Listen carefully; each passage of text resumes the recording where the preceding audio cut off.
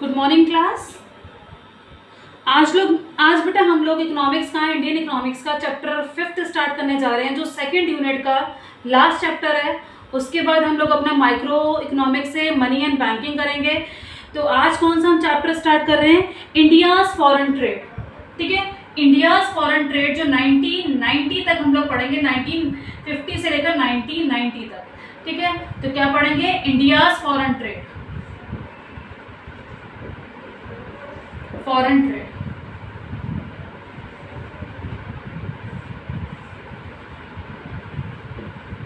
ठीक है बेटा। ये चैप्टर कौन सा है? चैप्टर 5, जो कि यूनिट सेकंड का 4th चैप्टर है।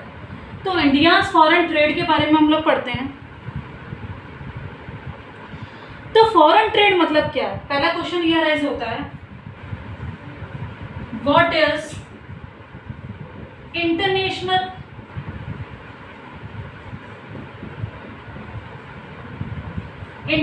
Foreign trade. ठीक है, इंटरनेशनल या फॉरेन ट्रेड, इंटरनेशनल या फॉरेन ट्रेड। तो क्या है बेटा इंटरनेशनल फॉरेन ट्रेड? तो क्वेश्चन अराइज होता है हमारे। तो क्या चीज है बेटा फॉरेन ट्रेड? तो export and import of goods and services, export और import of the goods and services different countries called international trade. ठीक है, ठीक है। क्या है बेटा? गुड्स और सर्विसेज एक कंट्री से दूसरी कंट्री तक आने में जाने में एक्सपोर्ट और इंपोर्ट होते हैं, तो उसको क्या बोलते हैं बेटा? फॉरेन ट्रेड और इंटरनेशनल ट्रेड। ठीक है, तो क्या है बेटा? Export and import. तो क्या लिखेंगे इसमें? Export and import of goods and services, of goods and services, export and import of goods and services। ठीक है, to abroad, ठीक है, across different country। ठीक है, across different country, across different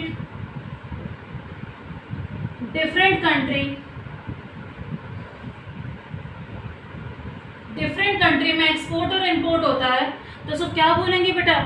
is called international trade, is called international trade, international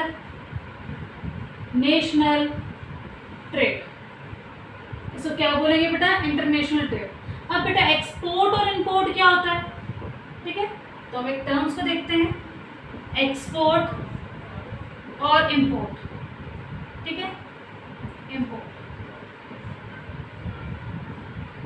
ठीक है, export जानते हैं जो इस कंट्री से जा रहा है। ठीक है, एक्सपोर्ट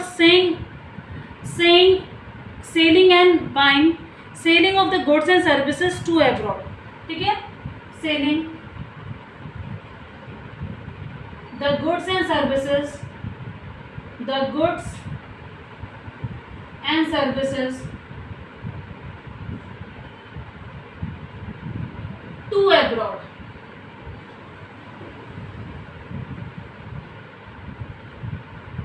ठीक है, टू अब्रॉड। और इंपोर्ट मतलब purchasing of goods and services from abroad. ठीक है, purchasing the goods and services from abroad.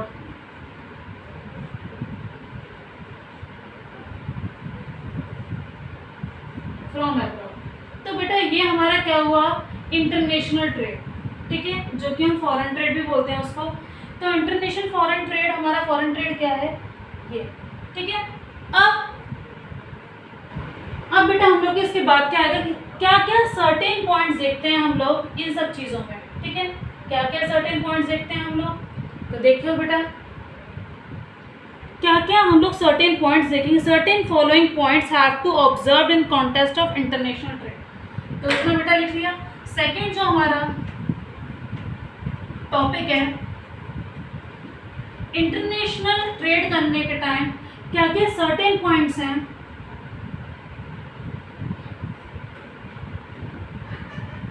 ठीक है। बेटा क्या है, certain following points have been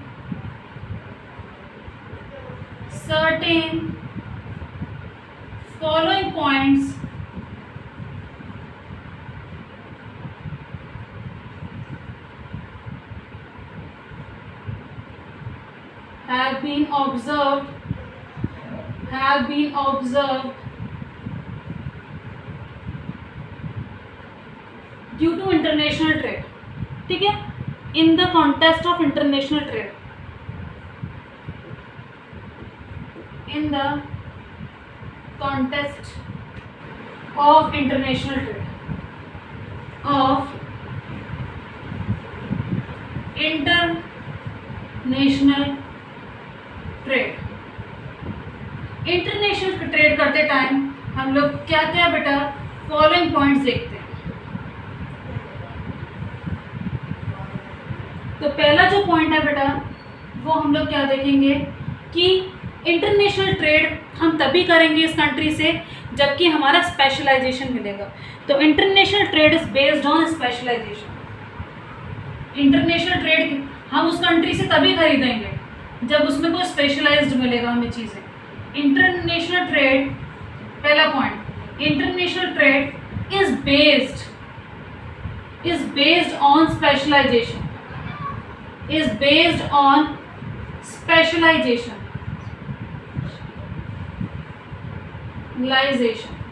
कोई स्पेशलिटी मिलेगी तभी हम देखेंगे कि हाँ इस कंट्री से हमें ट्रेड करना चाहिए. ठीक है, स्पेशलाइजेशन. ठीक है, नेक्स्ट पॉइंट हमारा है specialization lead to the production and product at lower cost. Lower cost में मिल रहा है, हमारी कंट्री में महंगा मिल रहा है, दूसरी कंट्री में अच्छा मिल रहा है. स्पेशलाइजेशन का मतलब ये भी है. तो सेकेंड पॉइंट लिखेंगे स्पेशलाइजेशन लीड्स टू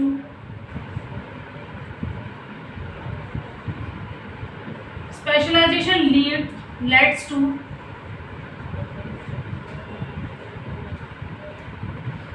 ठीक है प्रोडक्शन ऑफ प्रोडक्ट एट, जो प्रोडक्शन हो रहा है प्रोडक्ट का, production of product at lower cost, lower cost में हो. ठीक है, तो बेटा ये दो पॉइंट हम इंटरनेशनल ट्रेड में देखते हैं. It facility to the export of goods at higher prices. हम एक और स्पेशलिटी देखते हैं, इट, ठीक है बेटा, it facility the export of goods, it facility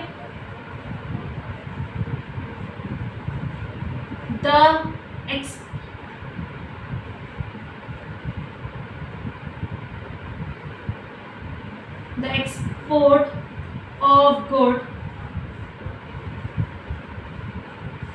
at higher prices.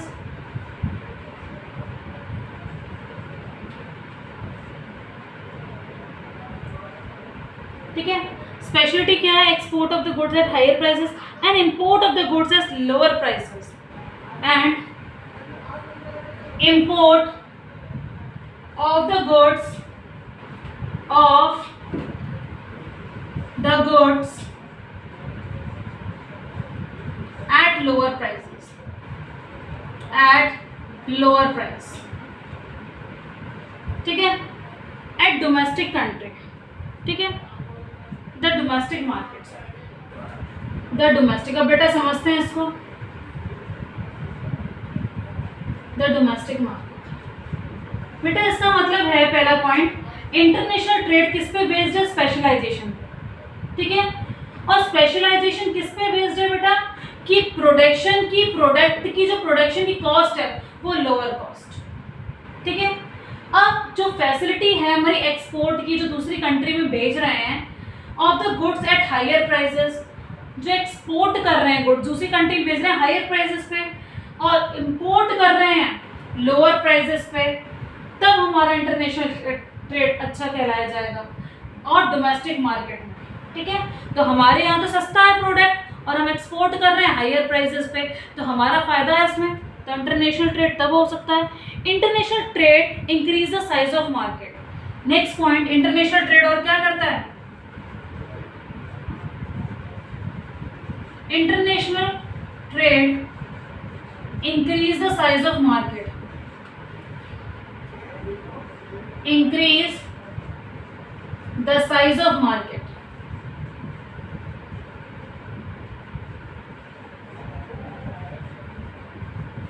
International trade क्या करता है, मार्केट का साइज को इंक्रीज करता है and also increase the opportunity to investment, और इन्वेस्टमेंट की अपॉर्चुनिटीज भी देता है कि हम कहाँ कहाँ खर्च करें, ठीक है। And create opportunity to investment and create opportunity to investment.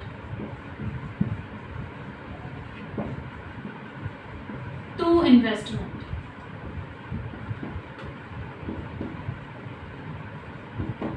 ठीक है, इन्वेस्टमेंट की अपॉर्चुनिटी क्रिएट करता है और इंक्रीज करता है ग्रोथ ऑफ द कंपनी। तो बेटा ये सारे पॉइंट्स हैं हमारे कि क्या क्या करता है, ठीक है।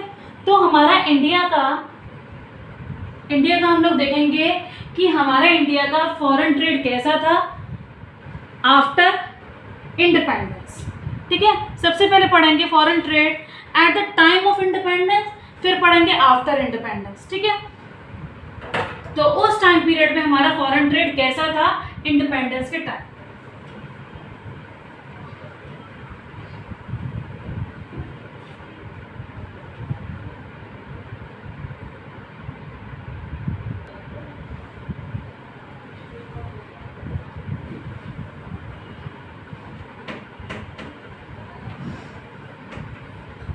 तो बेटा अब हम लोग क्या पढ़ेंगे कि इंडियन फॉरेन ट्रेड क्या था eight the time of independence. आप लोगों ने बिफोर इंडिपेंडेंस पढ़ चुके हो द ईव ऑफ इंडिपेंडेंस में, तो eight the time of independence हमारा फॉरेन ट्रेड कैसा था। काफी पॉइंट आप लोग पढ़ चुके हैं पहले से ही। Indian foreign trade at the time of independence, at the time of independence.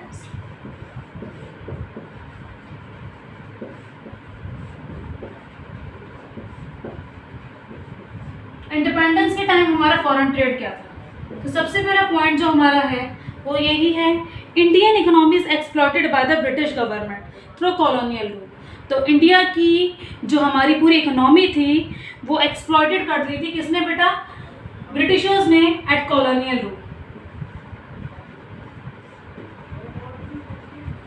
Indian की इकोनॉमी जो थी, ठीक है, Indian economy were exploited by the Britishers at colonial rule.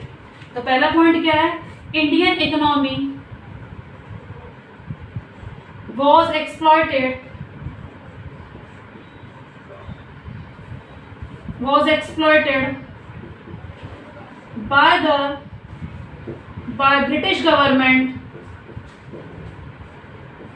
by British government through colonial rule। Colonial rule में पूरी जो हमारी exploited कर दिया था किसको बेटा, इंडिया की इकोनॉमी को।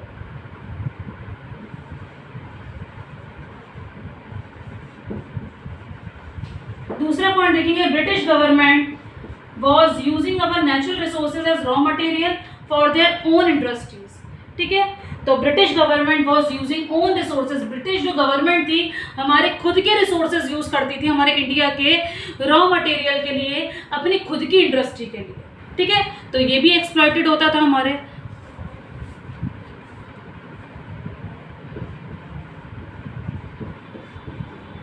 British government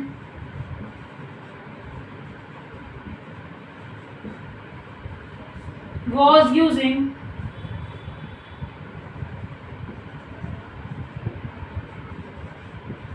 our natural resources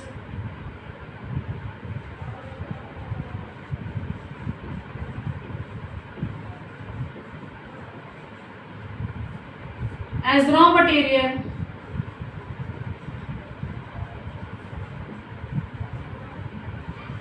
for their own industry। किसके लिए, अपनी खुद की इंडस्ट्री के लिए।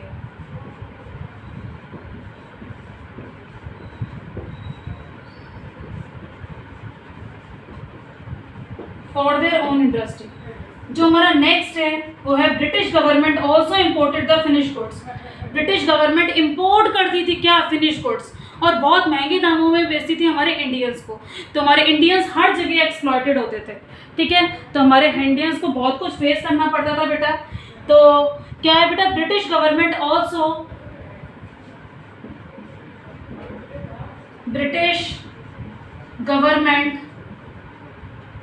Also import their finish goods, import करती थी बेटा, हमारी कंट्री में लेकर आती थी फिनिश्ड गुड्स, जैसे वेस्टर्न क्लॉथ, ठीक है, यान हमारे यहाँ से आती थी, और वेस्टर्न क्लॉथ को their finish good to sell in the India for using India as a market to British product, ठीक है।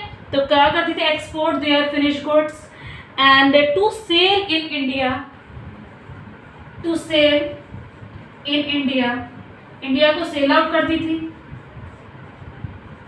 ठीक है। इससे एक्सप्लॉयटेड हो रहे थे हमारे कौन, इंडियंस, ठीक है। इंडियंस एक्सप्लॉयटेड हो रहे थे और हम लोग को इंडियंस को बहुत कुछ, ठीक है, बहुत कुछ फेस करना पड़ रहा था उस टाइम पीरियड पे, ठीक है। And using India as a market to British product, और यूज क्या कर रहे थे, यूजिंग इंडिया, ठीक है। तो इंडिया हमारे यूज कर रहे थे ब्रिटिश के प्रोडक्ट को, using as a market of British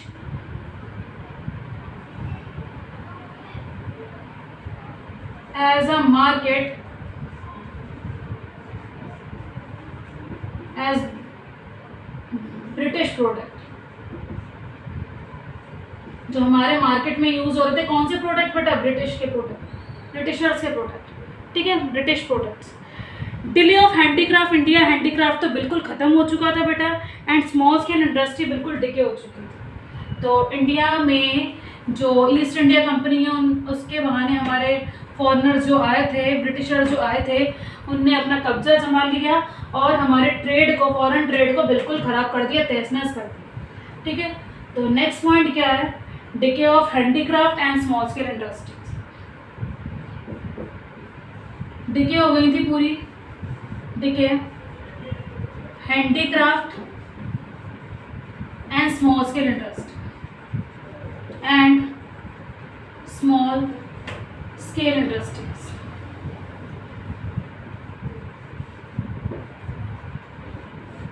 small scale industries भी बिल्कुल खत्म हो चुकी थी, ठीक है, किसके आने के टाइम, ब्रिटिशर्स। और हाथ से हम लोग जो कपड़े बनाते थे, हैंडमेड प्रोडक्ट, वो भी बिल्कुल एबॉलिश हो गए थे, किसने कर दिए थे, ब्रिटिशर्स ने। Maximum trade are restricted to Britain due to British government, ठीक है।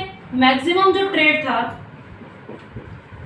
मैक्सिमम जो ट्रेड था, ट्रेड पे रेस्ट्रिक्शन थी, maximum trade is restricted, restricted कर दिया गया था, क्यों बेटा, रेस्ट्रिक्टेड टू ब्रिटेन, ब्रिटेन जाने के लिए। आप लोग पढ़ चुके हैं ये पॉइंट, ठीक है। सुएज कैनाल के थ्रू पहुंचाते थे इंडिया टू ब्रिटेन, ठीक है, Britain due to British government, due to British government, British government के द्वारा वहाँ पहुँचाया जाता था। मैक्सिमम ट्रेन किसके लिए, ब्रिटेन के लिए बेटा, क्या था, रेस्ट्रिक्टेड। तो बेटा फॉरेन ट्रेड हमारा ऐसा इंडिपेंडेंस के टाइम हमें देखने को मिला।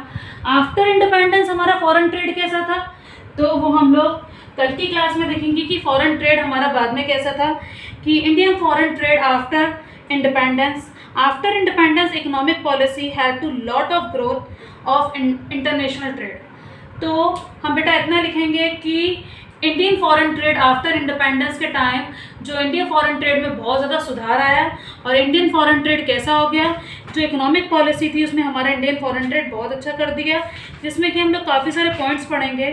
और ये चैप्टर फिनिश होने के बाद हम लोग कराएंगे मनी एंड बैंकिंग। तो बेटा सबसे पहले हम लोगों ने आज क्या पढ़ा, हम लोगों ने पढ़ा कि हमारा international trade and foreign trade क्या है, एक्सपोर्ट और इम्पोर्ट क्या है, और हमारे इंटरनेशनल ट्रेड में बहुत सारी चीज़ें देखी जाती हैं इंटरनेशनल ट्रेड करते हुए। स्पेशलाइजेशन होना चाहिए, तभी कोई कंट्री हमारी कंट्री से ट्रेड करेगी, ठीक है। अगर हमारा प्रोडक्ट हायर प्राइस में मिल रहा है तो क्यों ट्रेड करेगी, ठीक है। अगर हमारा लो प्राइस में मिल रहा है तो बिल्कुल करेगी। और बेटा हमारा Indian foreign trade at the time of independence कैसा था?